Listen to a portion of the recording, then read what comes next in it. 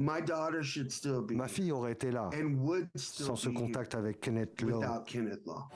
Ce père attend depuis des mois le procès de cet homme, Kenneth Lowe. C'est en 2020 que ce Canadien de 57 ans aurait adressé par la poste ses kits pour se suicider.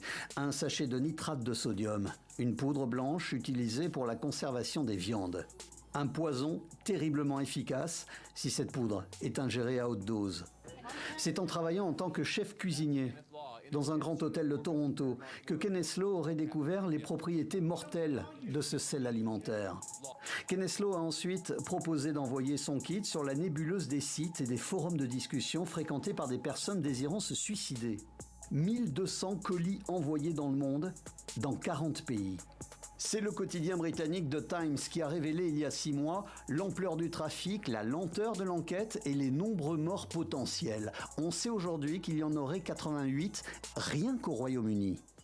Après avoir perdu l'un de ses proches, cet homme a à son tour commandé très facilement le kit mortel, composé de la fameuse poudre, d'une cagoule plastifiée, d'un tuyau et d'un masque.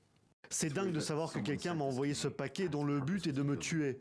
Ce quelqu'un, Kenneth Lowe, après son arrestation, a justifié ce commerce par ces mots. Je vends un produit légal. Ce qu'en fait la personne ensuite, je n'en ai aucun contrôle. Le problème était dû à la pandémie. J'avais besoin d'une source de revenus.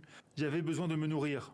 La police de l'Ontario suit à elle seule 14 dossiers locaux, mais dialogue également avec les polices britanniques, américaines, australiennes, italiennes ou même de la Nouvelle-Zélande. On ne connaît pas pour l'heure le bilan de ce commerce. Les familles des victimes souhaitent que ce procès soit aussi celui des sites et des forums pro-suicide. Par ailleurs, aux États-Unis, un recours a été intenté pour interdire la vente du nitrite de sodium. Le produit étant légal, le recours a été rejeté.